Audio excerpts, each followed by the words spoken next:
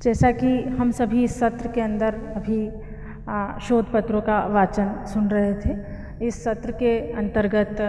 4 प्रमुख शोध पत्रों का वाचन किया गया, जो अलग अलग विषय से अलग अलग केंद्र बिंदुओं को रख कर के हम सब लोगों के समक्ष रखे गए, जिसमें बौद्ध दर्शन के व्यवहारिक पक्ष को हम सभी ने भिन्न भिन्न तरीके से जाना और समझा। साथ ही साथ निश्चित ही जैसा कि आज का विषय है, जहाँ पर कि हम शांति और सद्भाव जैसे महत्वपूर्ण बिंदुओं को भगवान बुद्ध के दर्शन के आधार पर उन केंद्रीय प्रत्ययों का आज यहाँ विचार मंथन कर रहे हैं।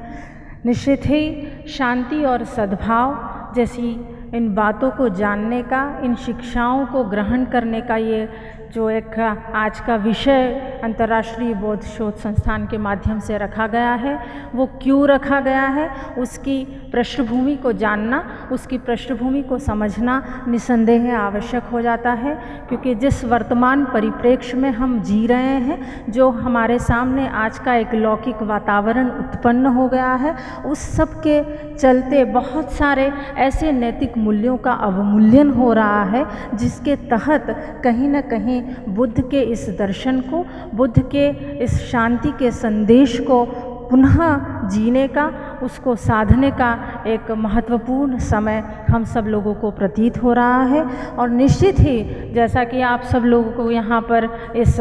महत्वपूर्ण संगोष्ठी के, इस कॉन्क्लेव के माध्यम से ये जानने का अवसर मिला ही मिला कि बुद्ध के अष्टांग मार्ग के आधार पर, उनके आर्य सत्य के आधार पर कैसे हम इस शांति के पथ को आगे प्राप्त कर सकते हैं, कैसे हम उस मध्यम मार्ग का आरोहण करके हमारी सारी दैनिक समस्याओं का, हमारी इन लौकिक समस्याओं का समाधान कर सकते हैं। और वाकई जब हम उस सम्यक दृष्टि की ओर बढ़ते हैं, उस सम्यक चारित्र की ओर बढ़ते हैं, उस पथ को अपनाते हैं जो बौद्ध के दर्शन को कहीं न कहीं हमारे जीवन के साथ व्यवहारिक पक्ष दे करके हमारी समस्याओं को सुलझाने का प्रयास करता है, तभी जा कर के बुद्ध की उस शांतिवादी अहिंसा परायण शिक्षा को ग्रहण करने का अवसर हम सभी लोगों को प्राप्त होता है। ये वाकई एक बहुत अच्छा अवसर है, जहाँ पर कि इस तरह की बात की जा रही है, जहाँ पर कि आज के समय में जो कि एक विषम परिस्थितियों से घिरा हुआ समय सभी लोगों के लिए है,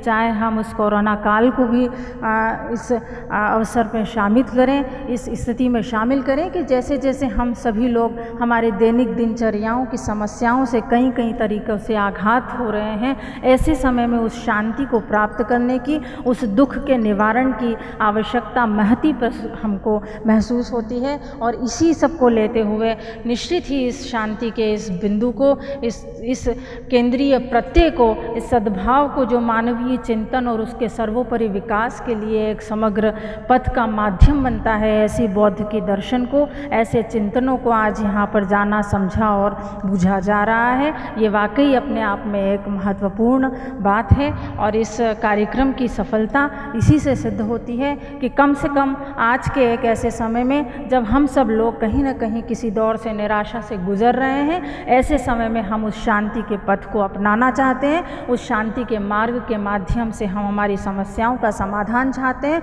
उस निर्वाण की प्राप्ति करना चाहते हैं, जो वाकई बौद्ध दर्शन का अपना एक उद्देश्य है और जो वो बौद्ध के दर्शन की दार्शनिक चिंतनों को, दार्शनिक अवधारणाओं को हमारे समक्ष इस तरह से प्रस्तुत करता है। दर्शन के आधार पर भी बहुत सारी बातों को कहा, जहाँ जाना समझा जा सकता है। मैं भारतीय दार्शनिक अनुसंधान परिषद के इस बैकग्राउंड तले भी ये बात बहुत आसानी से आप सब लोगों के समक्ष रख सकती हूँ कि हम बौद्ध के दर्शन को, दर्शन की महत्ताओं को, दर्शन की चिंताओं को वाकई बौद्ध की उन व्यावहारिक नीति शास्त्र के आधार पर जब हम साझने का प्रयास करते हैं, तभी कहीं शांति और सद्भाव का मार्ग हम सब लोगों को प्रशस्त होता हुआ दिखाई देता है। समय का ध्यान रख रखते हुए अपनी बात को कहूँगी कि सर्वे भवन्तु सुखिनः, सर्वे सन्तु निरामया, सर्वे भद्राणि पश्यन्तु मा कश्चित् दुःखभाग् भवेत्। तो ऐसी मूल भारतीय संस्कृति जिसमें बौद्ध की इस तरह की शिक्षाएं हमें बहुत ही अंतर्निहित होती हुई साझी समझी दिखी जाती है। इन शिक्षाओं के आचरण का ये एक सही समय है, इस शांति के पद को प्राप्त करने का ये एक सही समय है और वाकई इस तरह की चर्चाओं को सार्थकता प्रदान होती है ऐसी शिक्षाओं के माध्यम से। मुझे आप सब लोगों ने अवसर दिया, एक बार पुनः मैं आप सब लोगों का आभार प्रदर्शित करती हूँ।